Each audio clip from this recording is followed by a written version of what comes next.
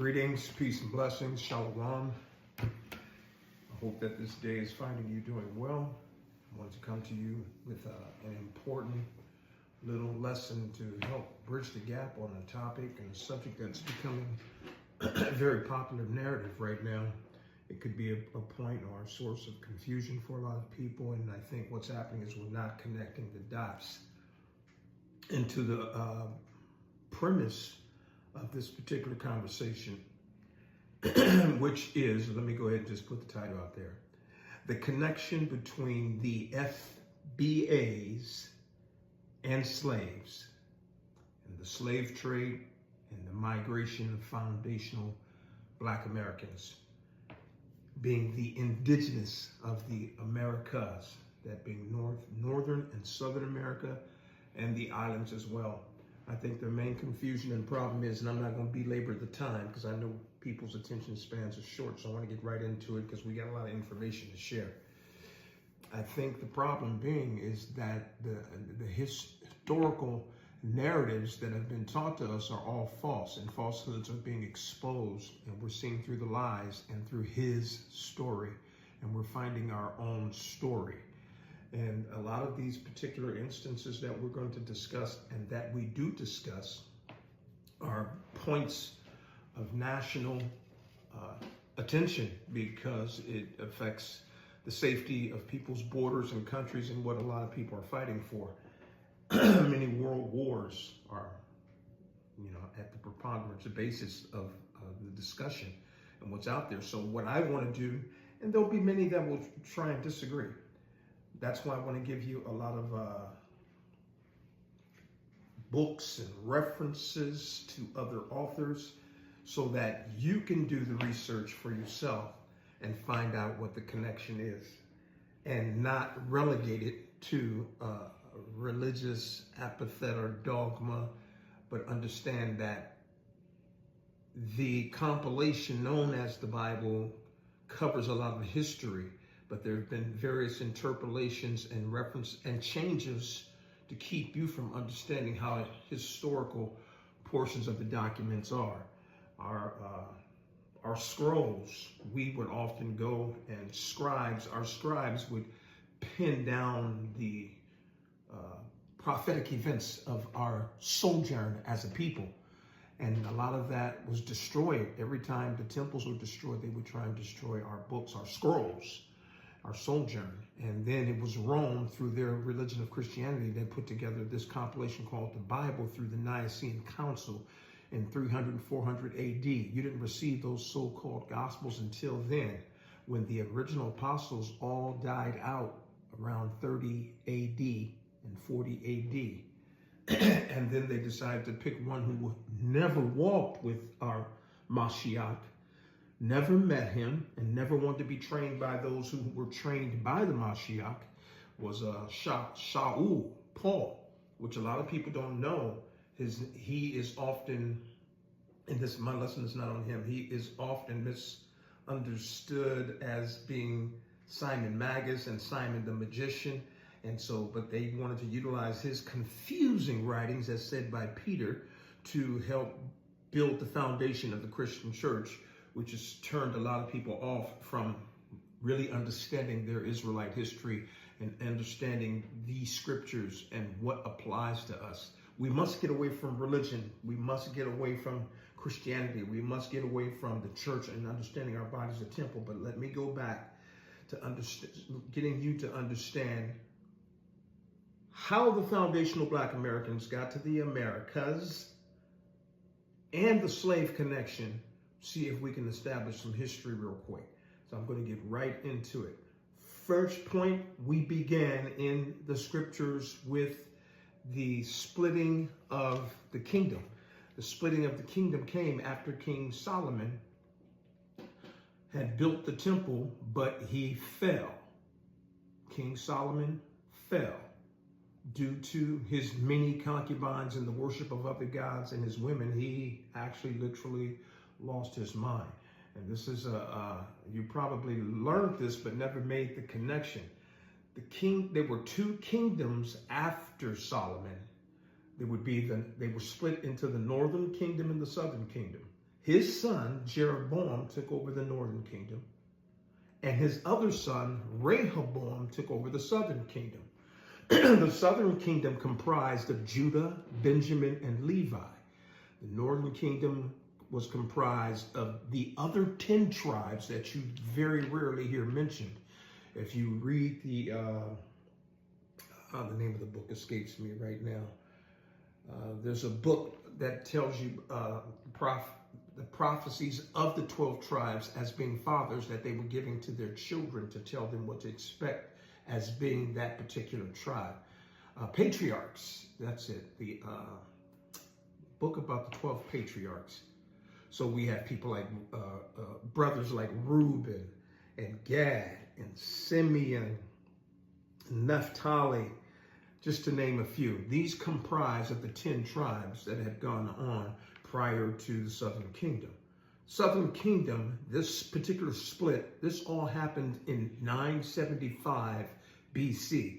Now, what I want you to understand is when you think about that, the 10 tribes left the other 2 tribes and they split and went separate ways. These were a family of people. These were brothers and their children, nephews, cousins. They went a separate way. This was close to 1,000 years before the birth of Yahushua HaMashiach, before he came around. So primarily we find that when Mashiach came around, he was dealing with the southern kingdom. Because when you think about the Feast of Weeks, which we know as the day of Pentecost now, those who were well off financially within the 10 tribes that were scattered abroad in other lands would sojourn back to Israel every year for these high holy days and festivals. And these were the people that were comprised or compassed about during Pentecost when Apostle Peter and the rest of those of Judean descent came out of the upper room and began to prophesy after the filling of the Holy Spirit. These people had migrated for the festivals. So many of the well-off would sojourn back. You have to know that it was by boat. Don't forget, we were the understanders and master craftsmen of seafaring and the seas and maritime, because we got it from Father Noah, who got it directly from heaven on how to put ships together.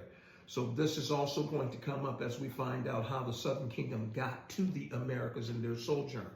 So during the split, we find out that after the split in 975 BC, about 200 years later in 720 BC, we have Assyria defeating the northern kingdom and placing them in exile. And then after that, maybe another 200-300 years in 586 BC, Judah, the southern kingdom, goes into exile by Babylon. So there's 7 captivities, and we're in the 7th, soon to come to an end now. Let me see if I can break this down to you. And let me side note, very important books. I'll tell you after. Let me stick with this timeline. Then I got a few books I want you to write down and reference. This particular reference is we were first in Egyptian captivity. However, the split happened after Egyptian captivity in 975 BC, and we separated from our brothers and our cousins and went separate ways. First, Northern Kingdom goes to Assyria, and then we don't come back together until American captivity. What happens with the Southern Kingdom? They go into captivity in Babylon, Persia, Greek captivity with Alexander the Great. It was around 332 BC. And then we went into Roman captivity during the time of Herod. And then American captivity, which began in 1619 AD, which is when the merging, believe it or not, of the tribes took place again. And the brothers came back together. There was a merging. So what am I trying to say? I got to almost sum up this whole lesson by saying this. Foundational Black Americans, you're right. People who believe in the transatlantic slave trade, you're right. We're all right, but we have half rights that need to come together, and we need to make the connection and bring together the merge. There was also the sub-Saharan slave trade that was taking place, and that was primarily Judah, but we'll get to that in a minute, because the reason the sub-Saharan slave trade is not talked about much, because the Moab, the Chinese, don't want to be implicated with their dynasties as having had slaves. India, they don't want to be implicated for having had slaves that they purchased from the Arabs. The Arabs were slave traders for the sub-Saharan slave trade. It wasn't just the Jews, the Khazars, and the Spanish, and the Catholic Church and the Romans. They took place in the transatlantic slave trade. That's the one they participated in primarily. But as far as those going to the Mediterranean and the Middle East and parts of Asia and up into Russia, that would be the sub-Saharan slave trade. I digress. Let's talk about the Northern Kingdom before they make their descent into the Americas. As they were in Assyrian captivity, there was a lot of mixing of races during that time with the Northern Kingdom, because when Assyria took them into captivity, they began to interbreed with them. And we're going to find out there's a lot of interbreeding, which the Most High speaks against, because he created the nations he wanted created. And then we take it upon ourselves to disobey him and go outside of our own kind and create another race, other nations. So they were trying to conquer and divide and defeat by breeding, crossbreeding with them. However, what took place was during the Assyrian captivity, we find that the Assyrians decide to let the Northern Kingdom go during 720 BC. And we find this in 2nd Esdras, the 13th chapter. And I'm going to start. 2nd Esdras, the 13th chapter, is one of the most foundational chapters to help you understand the sojourn of the Hebrew history sojourn. And what's happened, what's happening, and what's going to happen is found in 2nd Esdras, the 13th chapter, which you can find in the Apocrypha. Let me read a little bit of this. What Esdras saw in a vision was the coming of Yahushua HaMashiach. 13 and 33, it said, and when all the people hear his voice, Yahushua, every man shall in their own land leave the battle. The civil war and the racial war that's going on now is going to escalate, and there will be nations against nation, as it mentions in verse 31. Nations against nations, people against people, and realm, spiritual against realm. We have the fallen angels fighting against the Most High's angels that are sent here to protect his creation and his people. There's also a war in the spirit taking place. So it says in verse 34, and an innumerable multitude shall be gathered together, as thou sawest them willing to come and to overcome him, Yahushua HaMashiach, by fighting him, Armageddon. That's what we see. But it says, but in verse 35, he shall stand upon the top of Mount Zion. Now listen to verse 36, this is key. Because Zion is not just a mountain. Zion also comprises of a people, which is in reference to the Northern Kingdom. We are the children of Zion. We are Zion. Not to be confused with Zionists. It says in verse 36, and Zion shall come and shall be showed to all men. All men will see that we are gathered with our Savior who's come to save us. Because it says when we see him, we shall be as he is, for we all shall be changed. The dead in Christ shall rise first, and we which are alive and remain shall be caught up to be with him. And so we will be showed to all the people that will gather together to fight Yahushua when he stands on Zion. He will gather us, because Judah and Benjamin will fight with him against the people, but he's going to slay them with his word. I digress. Let me skip ahead in 2nd Esdras, the 13th chapter, in verse 40. It says, verse 39, after he has destroyed these people, it says, and whereas thou sawest that he gathered together another peaceable multitude unto him. Verse 40 says, and those are the 10 tribes, which were carried away prisoners out of their own land in the time of Oshea the king, whom Salmanaser, the king of Assyria, led away. Right there is your key to the fact that he said that when he comes back to gather us, he's going to gather the southern kingdom first in Judah, then he's going to gather the northern kingdom, and then this second Esdras goes on to describe who the northern kingdom is. Those that were carried away by Assyria in 720 BC and that went into exile. But now listen to what Ezra is shown that the northern kingdom did during the time of his captivity with Assyria. Verse 41, it says, King Assyria led them captive, and he carried them over the waters, and so came they into another land.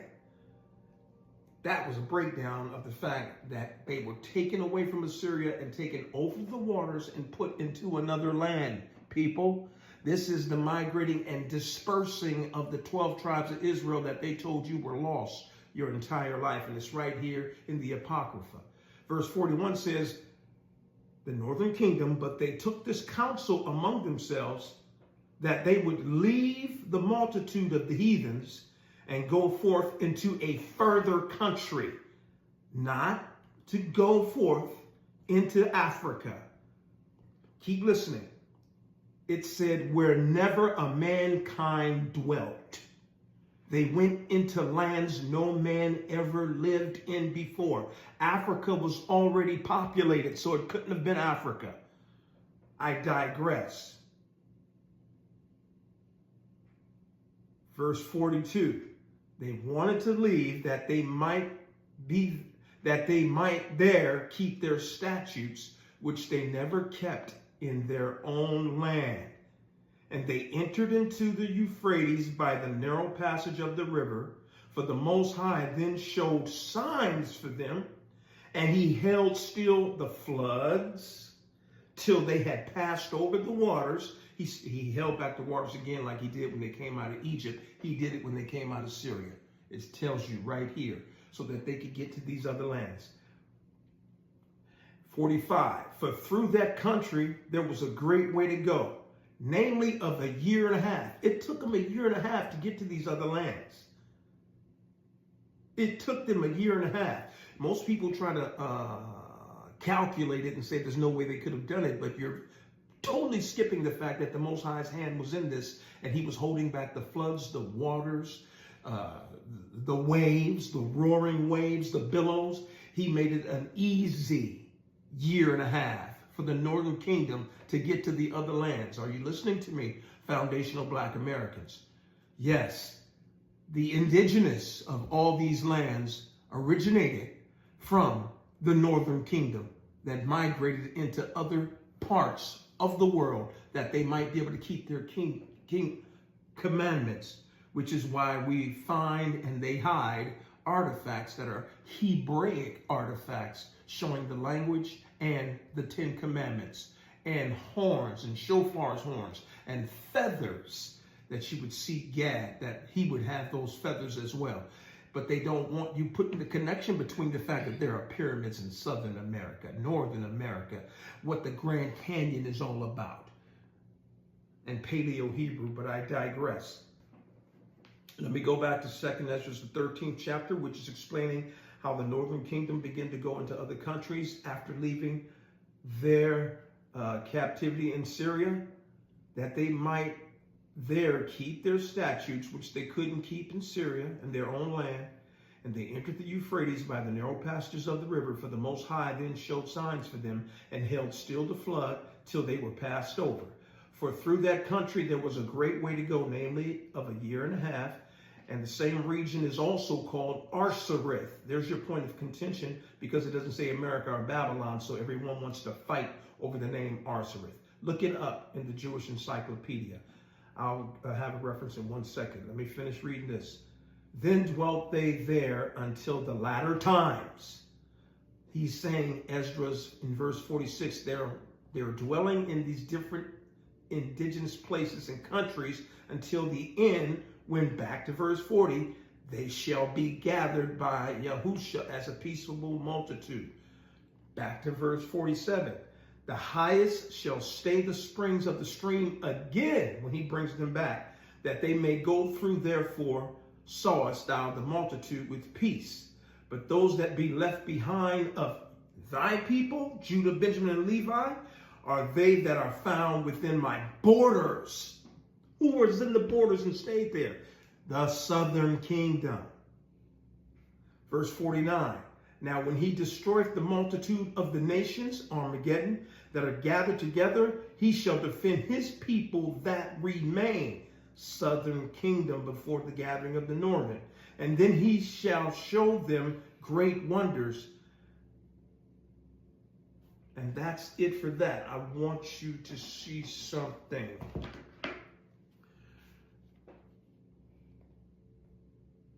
Then I'm going to give you a timeline. Yes, foundational Black Americans and the those that are slaves are the children of Yasharel, Israelites.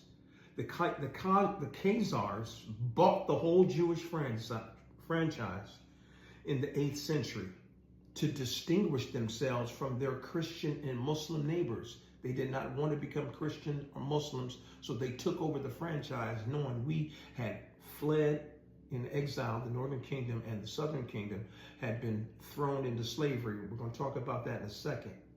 So Ashkenazi Israeli Jews have no connection to ancient Hebrews.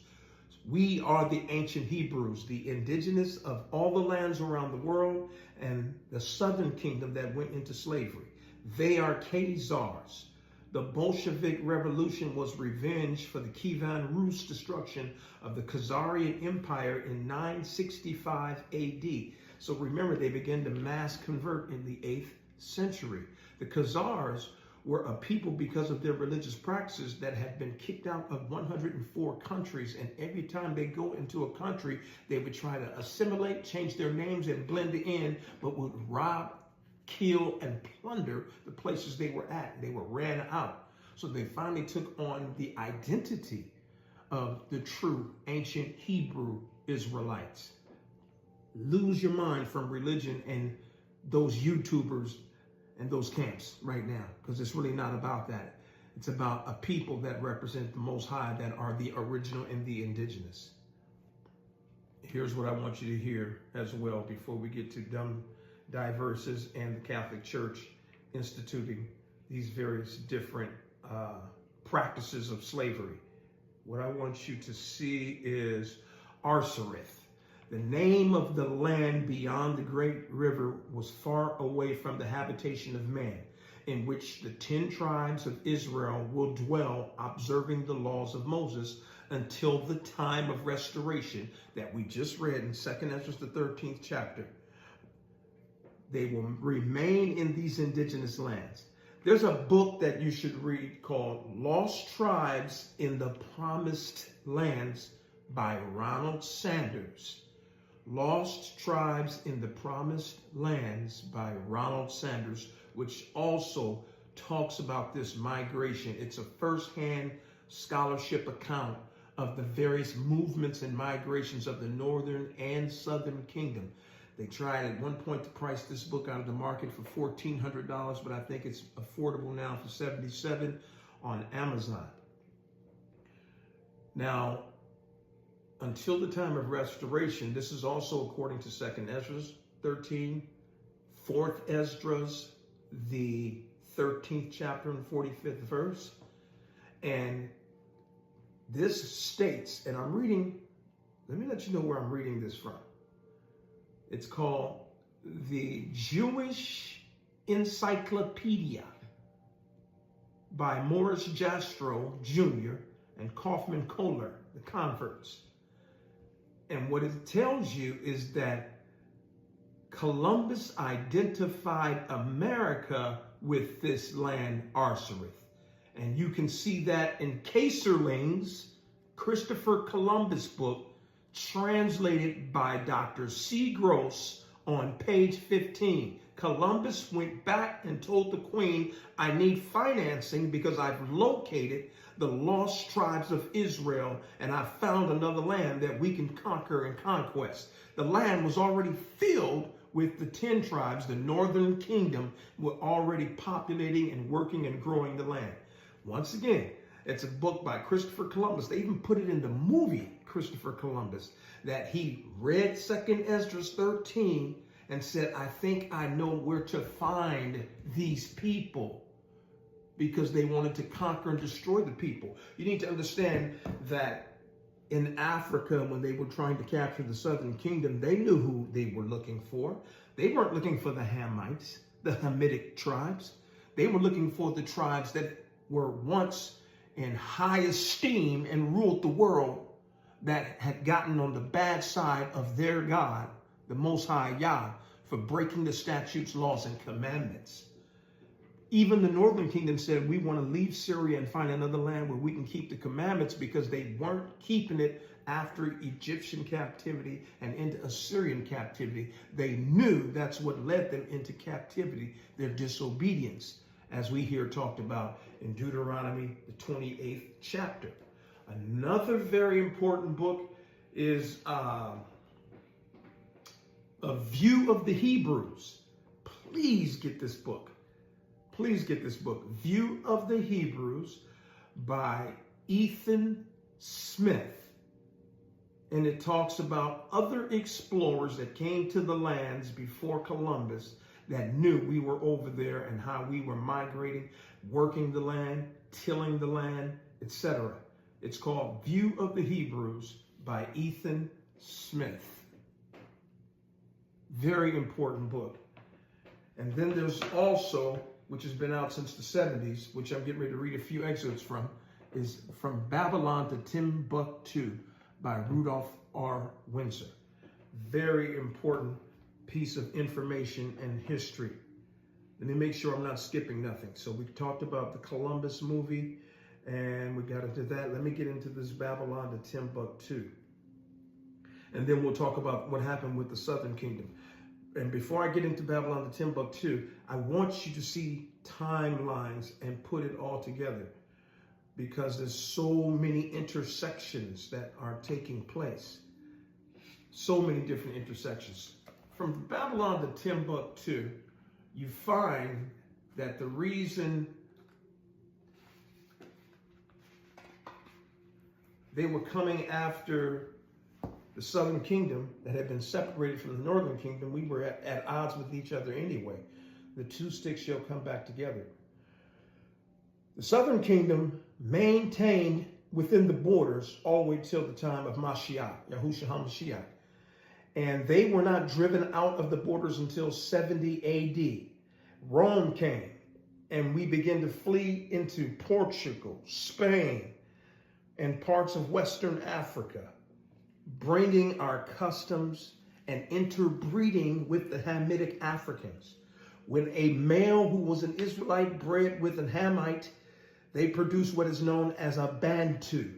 When an Israelite woman, a Hebrew Israelite woman, would breed with an African Hamitic descent person, that is what was known in Africa as a Nilote. A Nilote.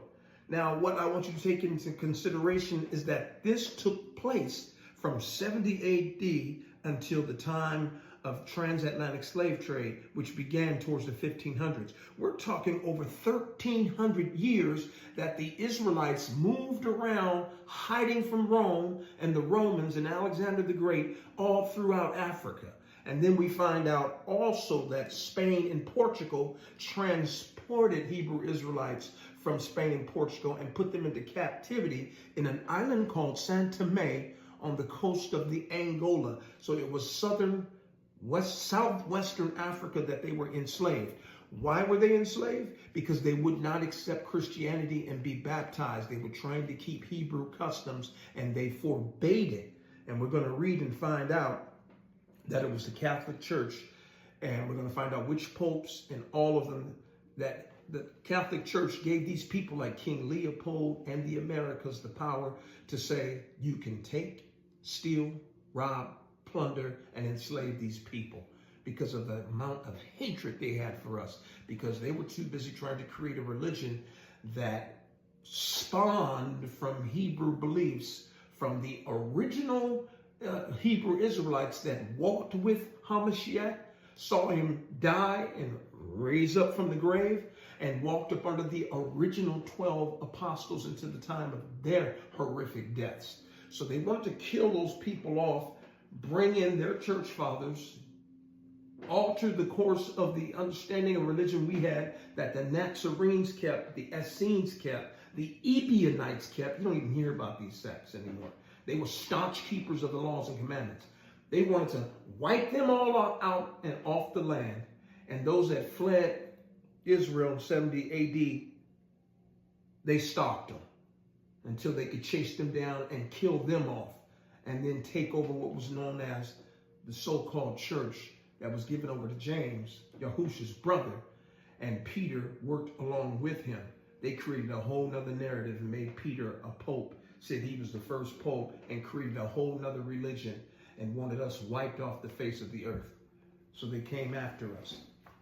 Listen to this from Babylon to Timbuktu on page 90. It says, the Hebrews, the black Jews, had an advantage over the African tribes. Why? Because they carried their culture, history, laws, and written records with them. This assured them a constant precedent for the development of a higher social organization because of the stability of the black Jewish culture.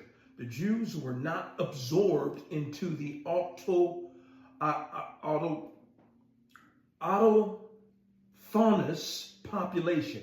In fact, the Jews, the Hebrews, absorbed some of the native tribes. So we proselyted a lot of the native tribes. They wanted to take on our customs and cultures. That would be your Nilotes and your Bantus. The Jews made use of every opportunity. They were an industrious and skillful people. In the Jewish Ghanaian states were found kings, princes, governors, generals, secretaries, treasurers, revenue agents, judges, architects, engineers, doctors, historians, language interpreters, mathematicians, jewelers, sculptors, masons, carpenters, painters, art, goldsmiths, leatherworkers, potters, armorers, settlers, blacksmiths, agriculturalists, etc. Now you see why they wanted to enslave these people? Because they were a skilled, gifted people. They had skills. They were the children of the Most High. They were the chosen ones. These who wanted to be superior wanted them dead. And the Africans and Nilotes were envious of them because they had so much culture. They built cities. This took place in Africa for 1,300 years. We are not African Americans. Just let that sink in for 1 second. These were a cultured people. They were kings. You have to think about this. This was black nobility. This was Hebrew Israelite nobility. This was a bloodline that they were trying to destroy. I think I'm going to leave it there. That was page 90. I'll read a few more excerpts from Babylon to Timbuktu. Let's look at, got a few more. I got so much information I want you to see. We're making the connection. Page 78 from Babylon to Timbuktu.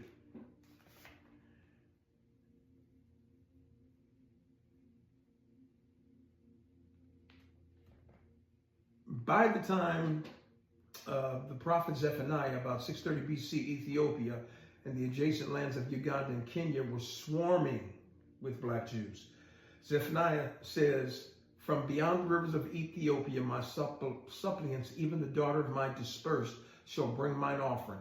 This verse is an indication that the Israelites would be multiplying and making converts among the inhabitants beyond the rivers of Ethiopia. No doubt this prophet had communication with the Jews in this remote area. So we see excerpts in this book talking about how they took over Ethiopia, Egypt. Come on, think about it.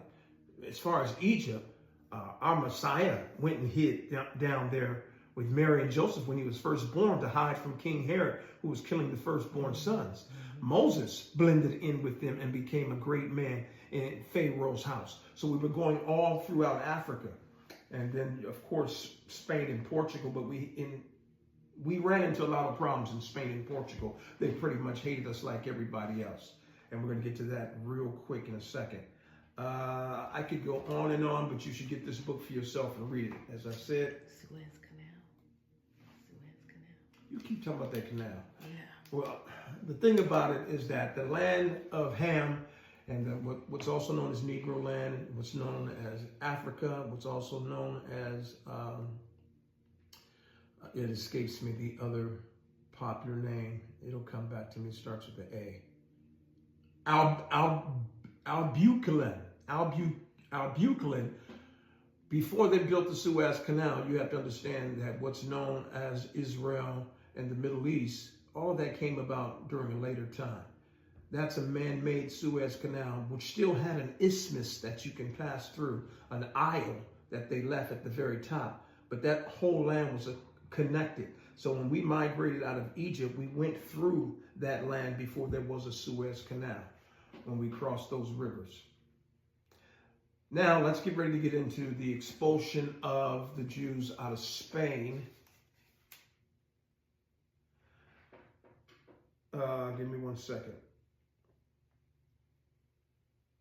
Yeah, I'm not going to read that. I'll let you read that for yourself. Babylon the Timbuktu on page 115, the expulsion of the Jews from Spain and Portugal.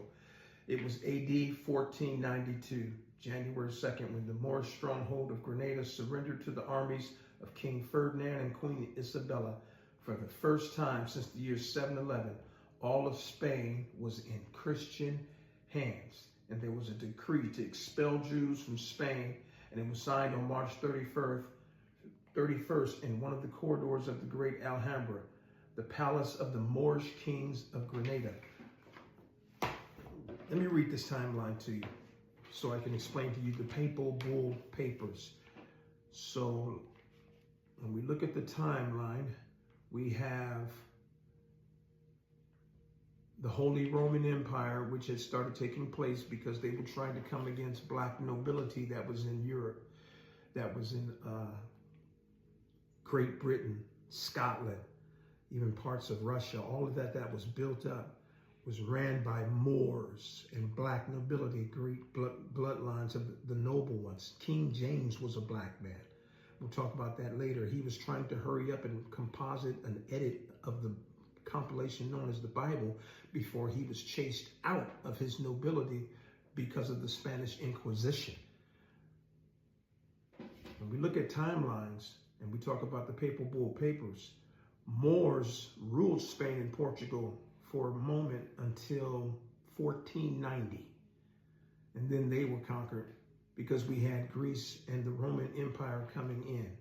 Around the time of 1450, the papal bull papers were released called the Dum Diversas, and it authorized a conquest, and it also authorized slavery. Catholic Church took it upon themselves to give authorization to control, conquer, and enslave the chosen ones. Romanist pontifex authorized conquest of slavery at that time too. Later in 1480, the papal bull authorized the Spanish Inquisition, which was to chase people out of the rest of the remaining lands. Let's not forget, we're strictly dealing with the Southern Kingdom. Northern Kingdom, our brothers and sisters, they weren't subject to what was going on here. They were in another land and wouldn't have to worry about conquest and slavery until Columbus came. And also, don't believe this stuff about slavery and the boats dropping off people in the Caribbean islands and then like it was a cruise ship. No, it didn't happen like that. The Caribbean islands were the Northern Kingdom. They had already migrated into South America and filled up South America and North America 1,000 years ago and had been there and had prospered greatly. That's why the people in Haiti were so strong and able to fight back. The Southern Kingdom that came in 1619, they went straight to Point Comfort, Virginia in 1619. And they came from the west coast of Africa out of Ghana. But slaves were originally sent down to, as I mentioned, Saint Tomé, because they were expelled from Spain around the 1500s. In 1490, Jews expelled from Spain. and exploration of the new world begins. They began trying to find the northern kingdom and to find new lands. We were also expelled from Portugal and placed on West Africa. And then around 1500 is when the transatlantic slave trade began. Papal bull papers. Let me read this for you. Told you I'm trying to hurry. Got a lot of information to cover. Where's this at?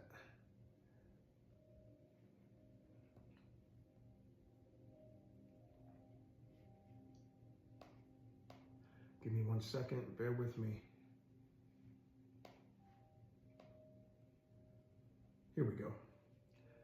Known as the dumb diverses. See if I can read this.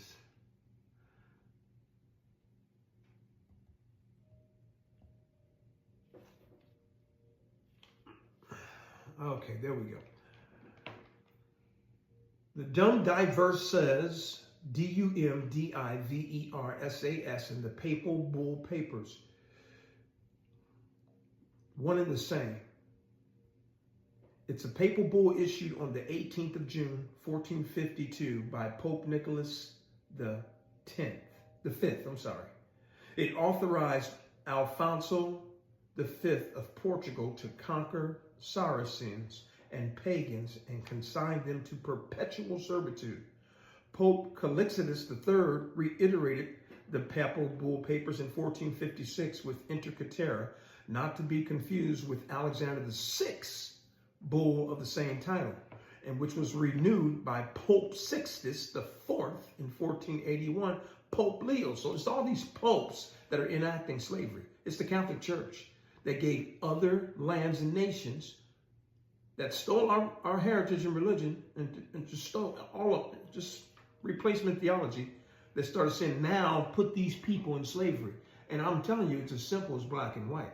And I mean that. It was go get the melanated people. Because there's a new type of people in the earth that are non-melanated that are trying to conquer and divide because of racial superiority. I'll just tell it like it is. I don't have time to play with it. Precise notions, especially the English description. The concept of the consignment of exclusive spheres of influence to certain nation states was extended to the Americas in 1493 by Pope Alexander VI. And it pretty much said you can go in and take their land, everything they own. This is the Catholic Church giving people the right to come in and hang us and lynch us and kill us and destroy us. I could read more from this, but I just want to cover the basic information because this is getting long and drawn out. But make sure you go to page 115 and From Babylon to Timbuktu. And then you can also Google dumb diverses and papal bull papers to understand the slave decree, and then understand the Spanish Inquisition, and then understand the Christian wars. Christianity was murdering people. Either convert to being a Christian and be baptized or die fighting against Muslims. So this was 200 years later, around 1619, that we see the Southern Kingdom connects back with the Northern Kingdom, foundational Black Americans, in 1619 when we hit Point Comfort. And what was taking place? The Indians had been working the lands and were breeding in Northern America with those that came over the Bering Strait, known as Siberians.